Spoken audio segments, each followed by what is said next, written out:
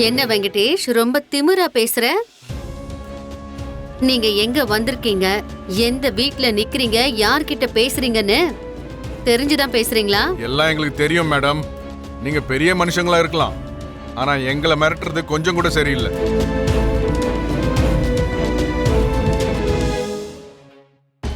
திடீர்னு வந்து எங்க சம்மந்தி அம்மா முந்தா நேத்து எங்க மருமகளை இங்க கூட்டிட்டு வந்துட்டாங்க. இது கொஞ்சம் கூட சரியில்லைம்மா.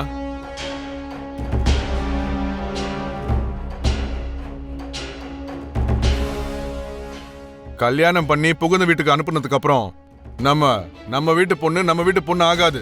புகுந்த வீட்டு பொண்ணுன்னு எங்க சம்மந்தி அம்மா மீராவுக்கு புரிய வச்சு இந்துவை எங்க வீட்டுக்கு திரும்ப அனுப்பி வைக்கணும். அப்பதான் நீங்க பெரிய மனுஷங்க.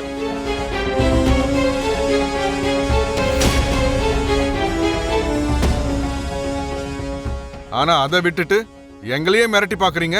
வெங்கடேஷ், நான் உன்னை மிரட்டல. என் புருஷன் முன்னாடி யாராவது அதட்டி பேசினா கண்டிப்பா எனக்கு கோபம் வரும். அந்த கோவத்துல தான் கொஞ்சம் பார்த்து பேசுன்னு சொன்னேன். சரி, இப்ப என்ன? இந்துவை உங்க வீட்டுக்கு அனுப்பி வைக்கணும், அப்படிதானே? இது உலகத்துல எங்கேயும் நடக்காத மாதிரி, நாங்க ஏதோ புதுசா பண்ண மாதிரி சம்பந்தி அம்மா இஷ்டத்துக்கு பேசிக்கிட்டு இருக்காங்க. நீங்க என்னடா பேசாம நிக்கிறீங்க? எதுவா இருந்தாலும் நீங்க எங்க கிட்ட தான் பேசணும். உங்களுக்கு தர வேண்டிய பணத்தை எங்க கிட்ட தான் கேட்டிருக்கணும். வேற யாரோ கொடுத்தா அதை எப்படி வாங்கிப்பீங்க? அங்கதான் ஆரம்பிச்சது பிரச்சனை. நீங்க இந்த விஷயத்த சொல்ல வேண்டியது எங்களுக்கு இல்லைங்க, உங்க தங்கச்சிக்கு. எத்தனை வாட்டி கேட்டோன்னு உங்க தங்கச்சி கிட்ட கேளுங்க.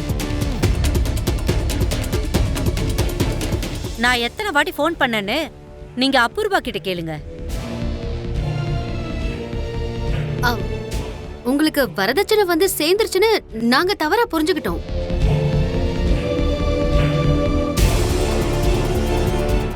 எங்க வீட்ல 2 கோடி காணாம போனதுனால என் புருஷன் உருவாக்கின பெரிய மனுஷன் அந்த பணத்தை உங்ககிட்ட தான் கொண்டு வந்து கொடுத்துருப்பாருன்னு நினைச்சிட்டோம். அங்க சுத்தி இங்க சுத்தி என்னதான் நீங்க திருடன்னு சொல்லுவீங்கன்னு எனக்கு தெரியும் அபூர்வா. ஆனா அந்த விஷயத்தை பத்தி இப்ப என்னால எதுவும் சொல்ல முடியாது.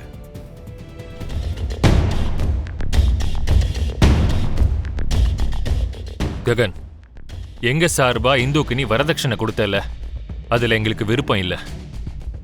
இந்தா உன் பணத்தை நீ வாங்கிக்கோ.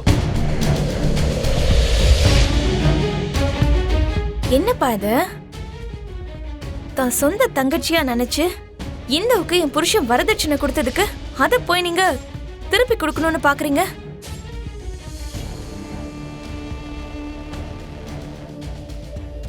இது நீங்க அவமானப்படுத்துற மாதிரி இல்லையா?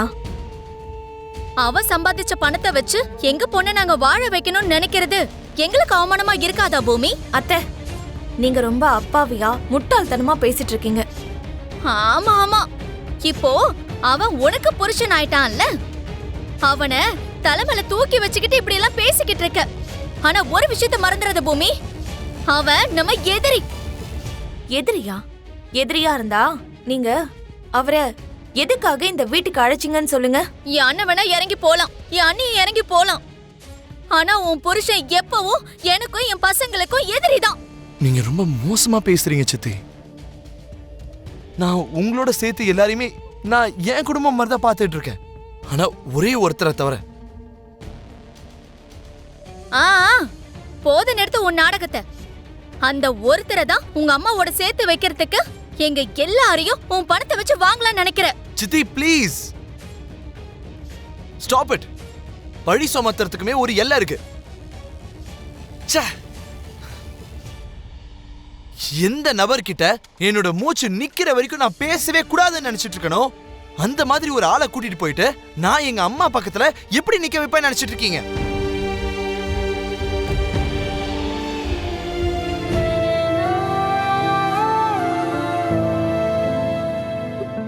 அப்ப என்ன விட இவங்க எல்லாரும் அதிகமா அழுவாங்கன்னா, இந்த வீட்ல நம்ம அண்ணன் தங்கச்சிங்கிறது இவங்க வேணா ஒத்துக்காம இருக்கலாம். இந்த வாசலை தாண்டனா நம்ம அண்ணன் தங்கச்சி தான்னா நம்மள யாராலையும் பிரிக்க முடியாது.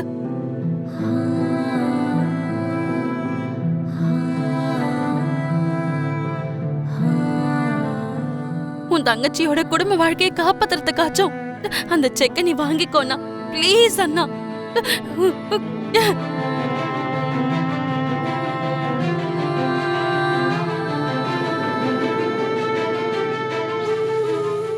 நான் வாங்கிக்கிறேம்மா.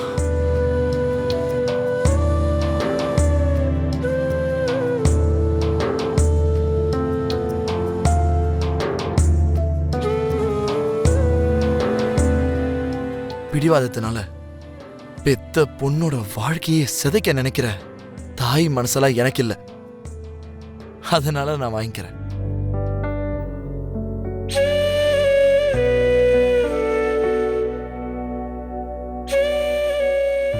என் தங்கச்சி கண்ணுல கண்ணீரை பாக்குற தைரியம்லாம் எனக்கு கிடையாது, அதனால வாங்கிக்கிறேன். இது என் தங்கச்சிக்கு நான் கொடுத்த பணமா ஒண்ணு வாங்கல. நான் அப்படிப்பட்ட ஆள் இல்லைனாலும் நீங்க உங்க பொண்ணுக்கு கொடுத்த வரதட்சணையா இதை நான் எடுத்துக்கிறேன்.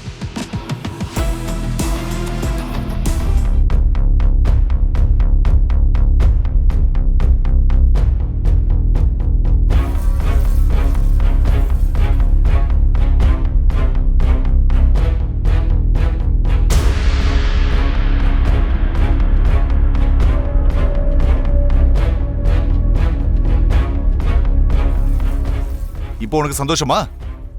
ககன மரியாதை இங்க கூப்பிட்டு இப்ப அசிங்கப்படுத்தி அனுப்பியிருக்கீங்க. எல்லாருக்கும் சந்தோஷம் தானே? எதுவா இருந்தா என்ன, அந்த பணத்தை அவன் மூஞ்சில தூக்கி வீசியாச்சு, எனக்கு அது போதும்.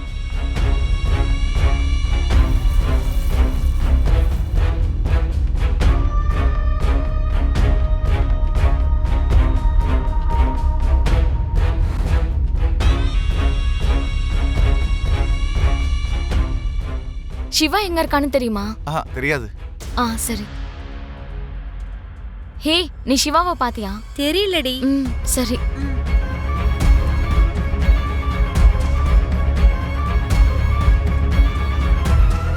இந்த சிவா எங்க போனா?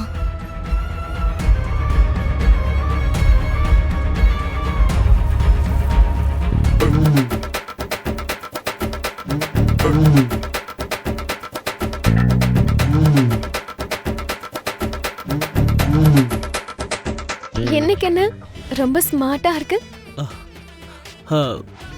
காதல்ல விழுந்துட்டா அப்படிதான், எல்லாம் ஹேண்ட்ஸமா தான் தெரிவாங்க. என் அக்கா அழகா இருக்க மாதிரி நானும் அழகா தானே இருப்பேன்.